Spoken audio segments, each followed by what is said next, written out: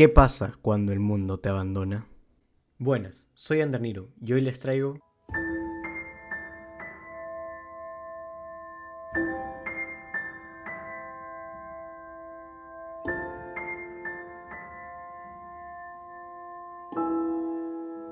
Esta película, basada en el libro del mismo nombre escrita por Pablo Bierchi, nos relata el accidente que tuvo un avión de la Fuerza Aérea Uruguaya en medio de la cordillera de los Andes el 13 de octubre de 1972, el cual llevaba 40 pasajeros y 5 tripulantes de Montevideo a Santiago.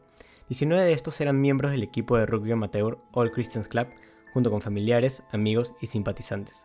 Es la tercera vez que este Milagros llegaba a la pantalla grande, después de Supervivientes de los Andes en 1976 y Viven en 1993. La diferencia con estas dos últimas es que esta es la primera vez que el idioma de la película es el español y los actores son argentinos y uruguayos en su mayoría, dando así más originalidad a este filme. Todo inicia con un grupo de amigos que desean ir a Santiago para unas últimas vacaciones juntas antes de hacer su vida de adulto. Todo el que tiene un grupo de amigos de barrio, de colegio, universidad, trabajo o de cualquier otro lugar sabe la dicha que trae estos viajes.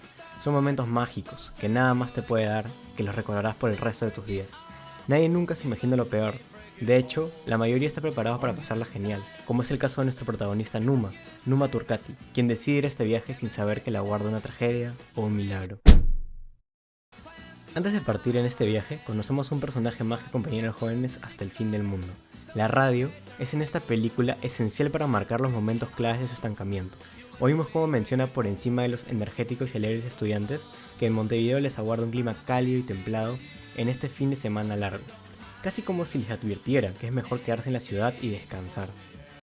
Lo siguiente que vemos es el accidente. El director de este filme es Juan Antonio Bayona, quien también dirigió Lo Imposible, película que narra la historia de una familia estadounidense de vacaciones durante el tsunami del 2004 que devastó el sudeste asiático. Si vieron esta película, saben que a este señor se le da muy bien hacer desastre.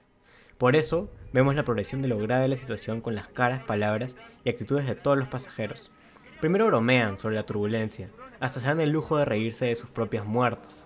Cuando el avión se convierte en esas atracciones de los parques de diversiones que suben y bajan súbitamente, cambian sus caras y pasan a sentarse todos serios ajustando sus cinturones con firmeza.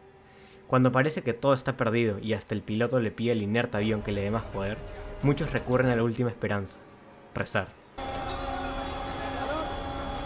Rezar es quizás la acción más inútil y poderosa que hay según quien la vea, pero es un recurso al cual la mayoría recurre cuando no se puede hacer más.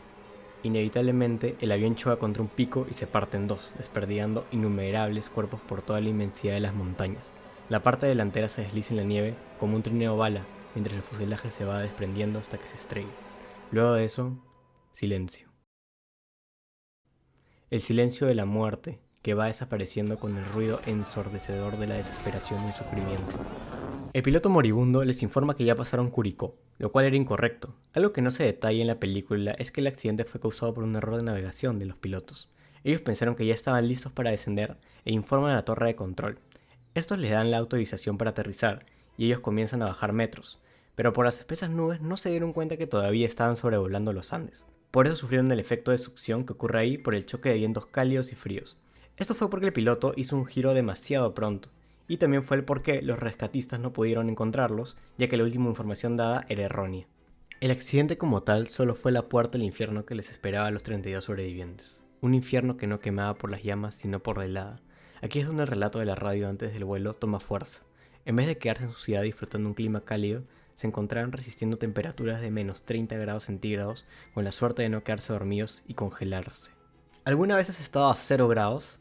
Donde el agua cambia de líquido a sólido y se convierte en hielo. Si no, te propongo un pequeño experimento. Abre tu congelador y pon la cabeza adentro. ¿Cuánto es lo máximo que puedes aguantar ahí dentro? ¿Un minuto? ¿Quizás dos? Difícil, ¿no? Ahora trata de imaginarte 30 grados menos que eso y toda una noche. Aunque para esto último no ayuda que estemos en pleno verano achicharrándonos. Por favor, que ya se acabe. Necesito que se acabe. Por favor. Algo tan normal para la mayoría del mundo como despertar por la mañana fue quizás para ellos lo más feliz y triste, porque seguían vivos, pero atrapados. Deben ingeniárselas para atender a los heridos, recolectar y repartir las porciones de comida, hacer el avión su refugio y averiguar dónde están. Recordemos que los que iban en el avión eran parte de un equipo de rugby y sus cercanos. Aunque muchos recién se conocían, mientras pasaban los días un vínculo de amistad iba floreciendo en este inhóspito lugar. Esto último es un punto clave para entender el por qué pudieron sobrevivir tanto tiempo, y la misma película se encarga de dejarlo en claro a través de toda su filmografía. Al ser todos unidos podían ponerse de acuerdo y tomar decisiones bajo estas condiciones extremas, donde un día malo podía ser tu último día de vida. Aunque se ve a lo largo de la película que discuten mucho y tienen diferentes visiones de qué hacer, terminan bajo una misma meta que es salvar a todos. Y es que como en todo grupo de amigos tenemos diferentes personalidades, algunos como el capitán del equipo, Marcelo, que tiene mucha fe y esperanza sobre el rescate y es la moral del grupo. Tenemos a personas más lógicas y realistas, como Fito Strauch o Roberto Canessa.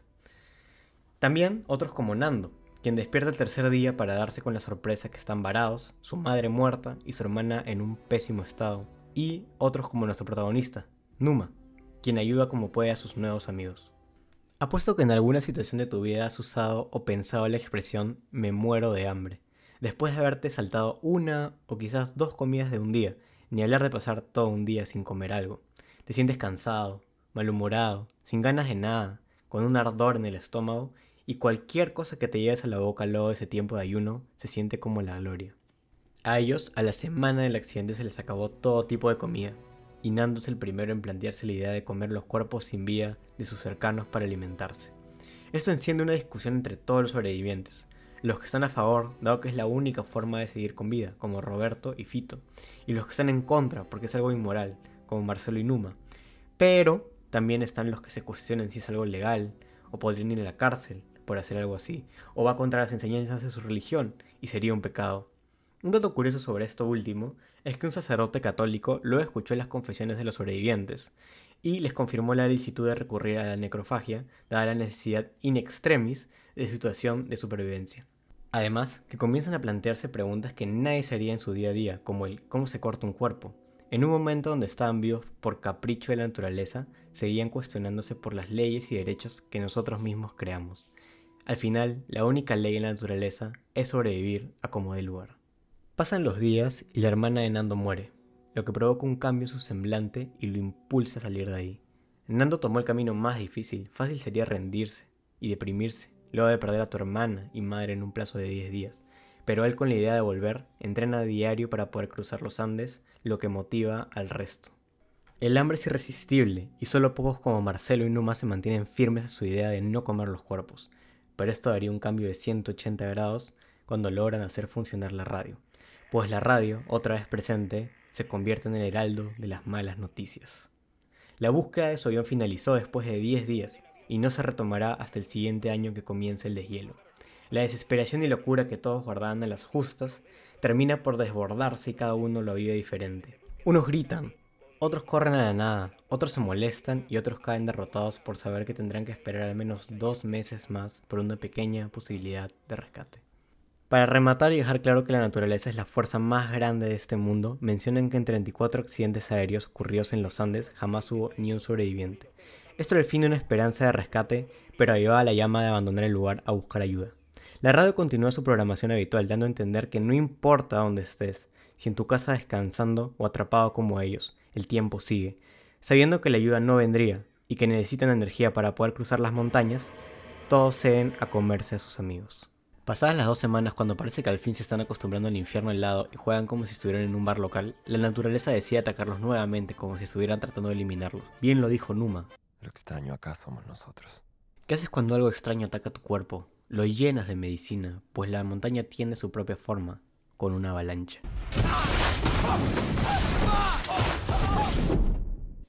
Para todos los sensibles, estar en espacios reducidos o claustrofóbicos debió ser un reto ver esta parte donde se quedan atrapados bajo la nieve, desesperadamente tratando de salir porque se estaban ahogando, y siempre cuando parece que no puede ser peor, algo peor sucede. Una segunda avalancha que entierra por completo el fuselaje del avión. En la oscuridad total, abren un hueco y prenden un encendedor como señal de que no morirían asfixiados. Comienzan a hacer el conteo. Habían antes 27 sobrevivientes, de los cuales solo queda 19. Marcelo, el capitán del equipo y persona de más fe, queda enterrado. En el documental sobre cómo hicieron la película, que se los recomiendo a todos, está en Netflix, los actores comentaron que esa escena fue realmente complicada. Incluso con una parte hueca y solo teniendo que cruzar una capa de nieve les costó muchísimo. No entienden y se sorprenden a la vez del cómo los sobrevivientes pudieron hacer eso en condiciones totalmente funestas. Numa, al ver que tienen que comer a sus compañeros recién muertos, entra en desesperación por salir de lo que podría haber sido su tumba sin saber que este impulso lo condenaría. Debido a esto rompe una escotilla y se corta con el vidrio, pero no se rinde. Numa es quizás uno de los que más espíritu tiene y por 3 días seguidos despeja la nieve hasta llegar a la superficie. Al salir estallan en júbilo mientras la cordillera escucha sin entender la animosidad humana. Ahora solo queda una cosa que hacer, salir a buscar un rastro de civilización. Al final salen al día 36, después de la muerte de Arturo, 4 voluntarios hacia el lado argentino. Numa es uno de ellos, pero debido a la herida infectada no puede seguir y vuelve al avión. La charla entre Numa y Javier, quien era el mayor de todos y viudo desde la LUT, guardando las distancias, es como una que tú puedes tener con un tío o padre en una tarde melancólica de domingo, donde te preguntas el sentido de por qué pasan las cosas, del por qué suceden de un modo y no del otro, del por qué las cosas malas pasan, y ellos te responden con la experiencia que les dan esos años extra, que nada de lo que pasa tiene un sentido como tal, sino que cada uno tiene el deber de darle un significado. A continuación viene un momento en el cual no dejo de pensar, y cómo este contrasta con la escena donde debaten si deberían comerse los cuerpos de las personas sin vida. Sin preguntarse si es correcto o no ya, los sobrevivientes, como si fuera lo más normal del mundo, se convierten en carroñeros al arrancar la carne de los huesos de sus amigos para no desperdiciar nada. Y es que el ser humano es así, se adapta para vivir un día más.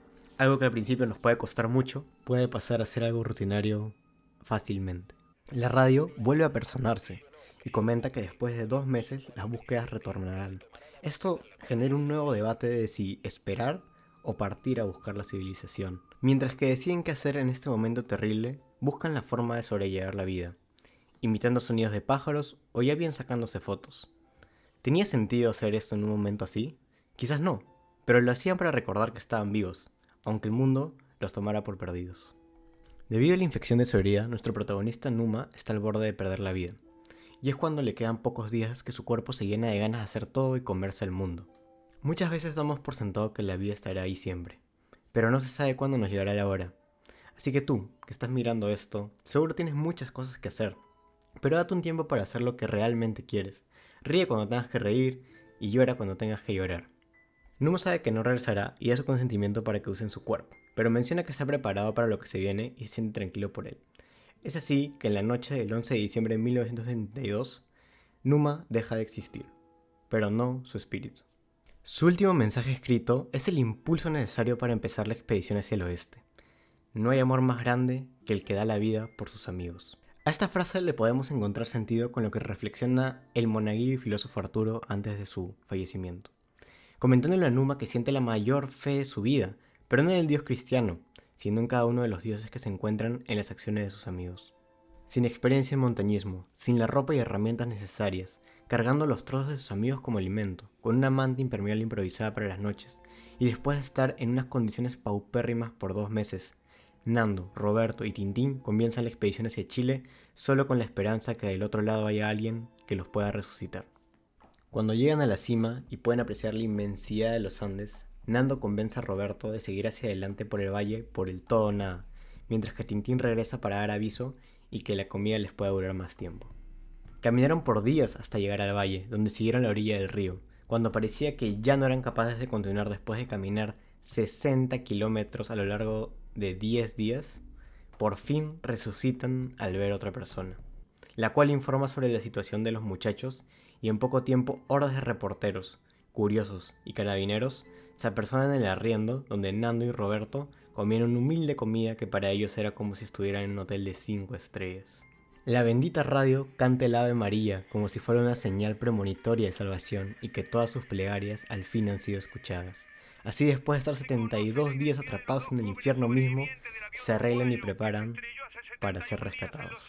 A la vez se preguntan, ¿qué hacer con todos los huesos sin carne que están desperdigados al lado del avión? Amigos y cercanos que ellos comieron para sobrevivir. Hablando con mi padre sobre esta parte de la película, me comentó que fue la que más le impactó. ¿Y para ti? ¿Cuál fue la escena que más te impactó? Déjalo en los comentarios para que pueda leerlo. Además, me ayudas muchísimo con un like, una sub y dándole a la campanita para que no te pierdas ningún video. Entre el 22 y 23 de diciembre de 1972, 16 sobrevivientes son rescatados. Roberto Canessa, Gustavo Cervino, Eduardo Strauch, Álvaro Manguino, Fernando Parrado, Antonio Vicentín, Pedro Algorta, Alfredo Delgado, Roy Harley, José Luis Incierte, Ramón Sabela, Javier Metol, Carlitos Miguel Páez, Roberto François, Daniel Fernández y Adolfo Strauch. Una curiosidad es que el que narra estos nombres es Carlitos Miguel Páez, quien está interpretando a su padre. A la fecha de salida de este video, 31 de enero de 2024, 14 de ellos todavía viven, falleciendo Javier y José Luis en el 2015 y 2023 respectivamente, ambos de cáncer. Esos 16 dejaron parte del sufrimiento y terror allá, pero se llevaron consigo la otra parte por el resto de su vida. Los reciben como héroes, como si fueran un milagro palpable, pero ellos no se sienten así. Comienzan a presentar síntomas del síndrome del superviviente, que ocurre cuando uno sobrevive a eventos traumáticos que otros no. Se preguntan si hubieran podido hacer algo más por los que murieron y si sus muertes tuvieron sentido, dejando entender que cada uno de ellos fue fundamental y que por el resto de sus vidas deberán encontrar sentido a las experiencias y acciones que sucedieron en la montaña.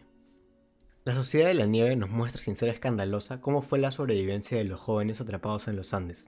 Las escenas de los desastres como el accidente mismo de las avalanchas te meten en los zapatos de los afectados y te dejan sin aire. Esto gracias a la gran dirección actoral de J.A. Bayona, quien guió a estos actores con poca o nula experiencia en cine. Asimismo, incorpora la radio como un personaje más que se presenta en momentos claves de la historia, como el inicio, antes del vuelo, informando sobre el cese de la búsqueda y al final cuando oyen que los van a ir a rescatar. Además, cómo el ser humano puede adaptarse a las situaciones más difíciles y convertir acciones terriblemente vistas, como la antropofagia, en costumbre. Aunque el punto clave en todo fue el vínculo de amistad que tenían y fueron formando a través de los días. Donde vivir es imposible. Espero que te haya gustado el video tanto como a mí hacerlo. Y por favor, ya basta de fanfics, escoger al sobreviviente favorito y comentarios poco o un poco mucho fuera de lugar. Por favor, es una historia real, hay que verla, hay que saber lo que es y tener los pies en la tierra, por favor, un poquito. Y bueno, con esto nos vemos la siguiente vez. Hasta luego.